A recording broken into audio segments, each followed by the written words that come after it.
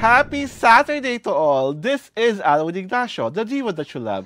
Together with Miss Pagkabaring Ulcio Maldita. Hi, this is Alex Brosas. And of course, you are watching the Kitty Show, ang tayo na talaking showbiz edition. At para sa aming Season 17, eto na nga, Mare, ilan muna ang ating organic subscribers? 14,051 plus organic subscribers. Oh, well. Maraming salamat po sa aming 14,051 organic subscribers. We love you and thank you for loving us. At I'm sure, itong mga bagong artistang kapapakilala pa lang, ay tiyak na mamahalin nyo. Ilan sa mga nakapukaw sa aming pansin ay ang mga sumusunod. Una, si Joaquin Arce na anak ni Neil Arce at stepson ni Angel Locsin Arce. Si Angelina Cruz na anak ni Sunshine Cruz at ni Cesar Montano. Ang totoo pong pangalan ni Cesar Montano ay Cesar Manghilot. So ang tsaka po naman, diba, kung Angelina Manghilot ang kanyang pangalan, nakakawala ng premium.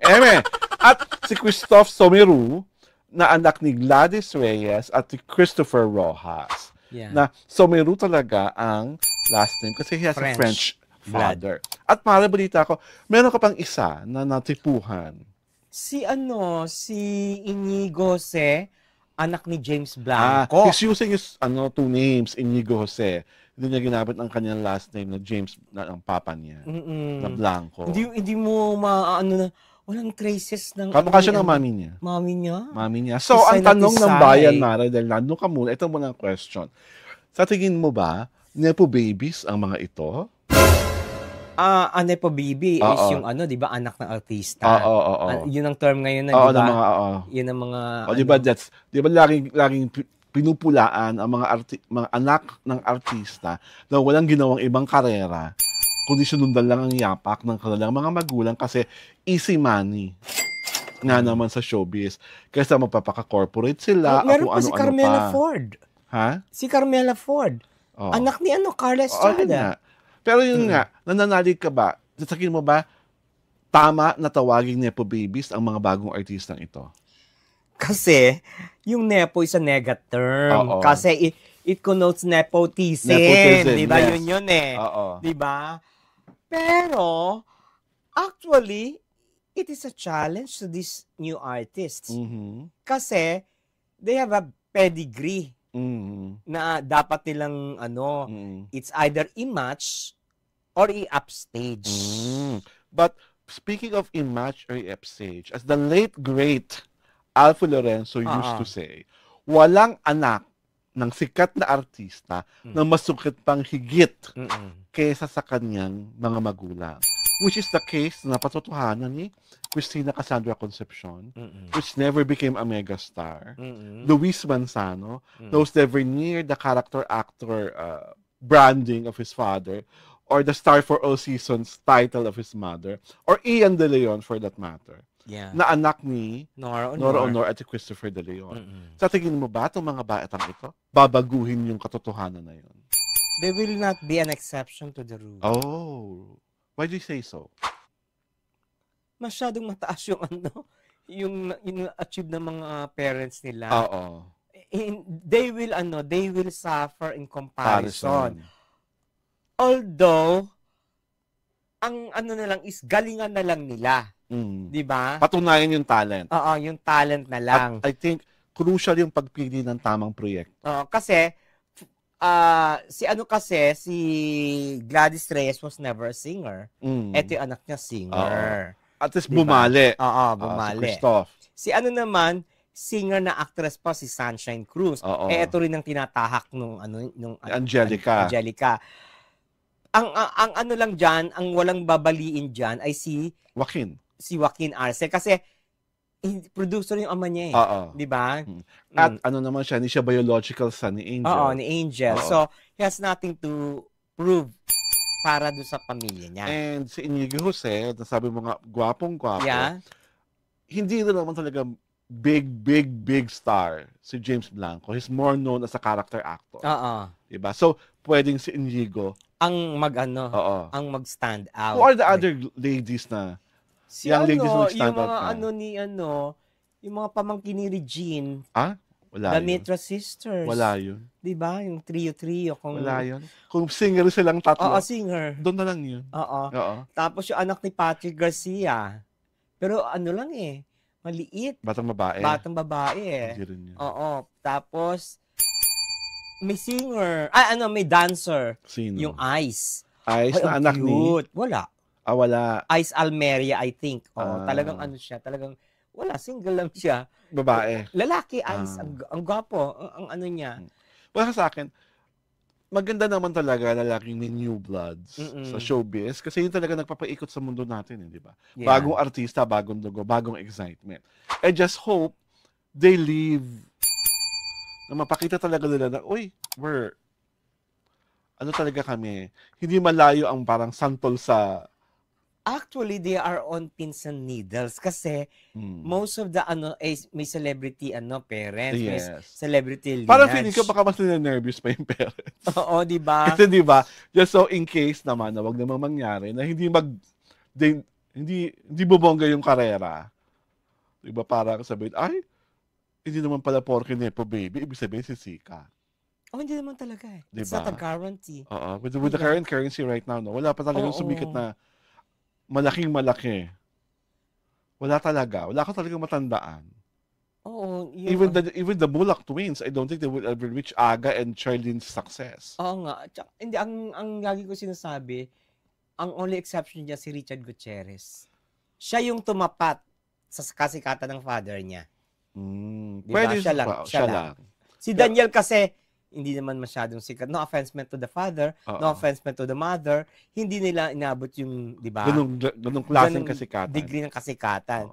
Pero si on his own talagang sumikat. Lalo na nga, Eddie Gutierrez, during his younger days, was a matinee idol. Kaya yun lang naging path ni Richard. When he became a matinee idol, ang laki-laki talaga niyan. I think yun nga. Si Richard lang exception to the rule. Siya lang exception to the rule. Si Richard Gutierrez. Pero the rest talaga. Wala. The rest of the showbiz royals, no? Wala. Wala talaga. Wala. Kasi, si Jaida was never, masikat kay Jaida Avanzado? Oo. Kasama rin siya sa nilaunch? Hindi, wala siya. Ibig sabihin, wala mga celebrities na na masumikat doon sa parents nila. Di ba? Talagang punong-puno ng katotohanan yung kinabi ni Tito Alfie dati. Yeah.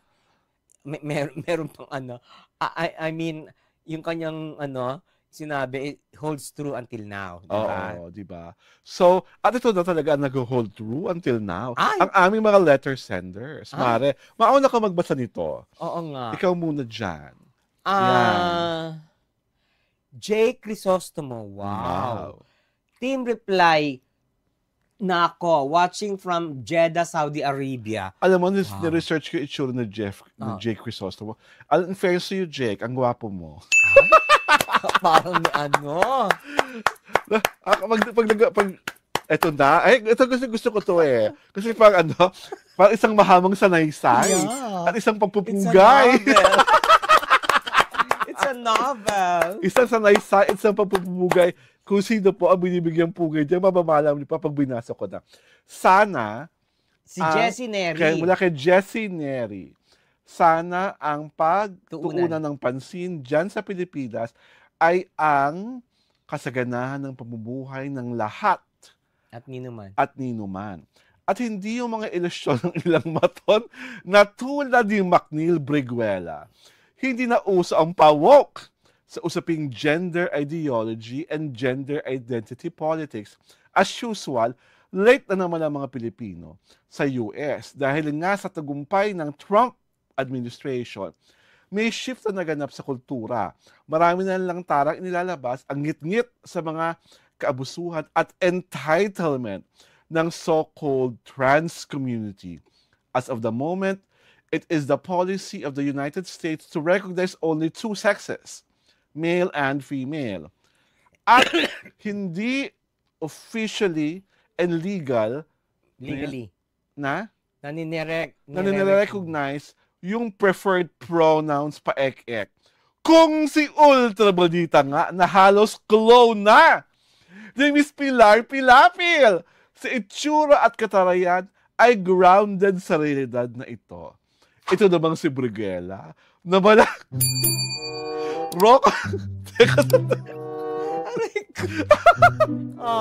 Nabala Rocco Montalban ang anyo.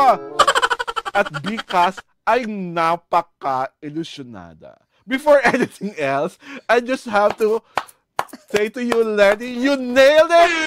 Pilar Lapil is in the house! Kakaloka! Diyos ko! I didn't know I was a clone of somebody popular. As popular, as famous, and that beautiful. Oo, beauty queen, iconic. Oo, iconic beauty queen. At hanggang ngayon, season, pero ang galing pa rin. Ito pa, sa mga tatanong po kung sino si Rocco Montalban. Bakit kayo tawang-tawa? Paki-Google search na lang po, mga millennial at Gen Z, kung talagang magkawing sila ni MacNeil Briguela. Pero si Rocco Montalban po ay super konsabida noong unang panahon at mga ka-level niya po ay sina Paquito Diaz, Robbie Diaz, Martin Marfil.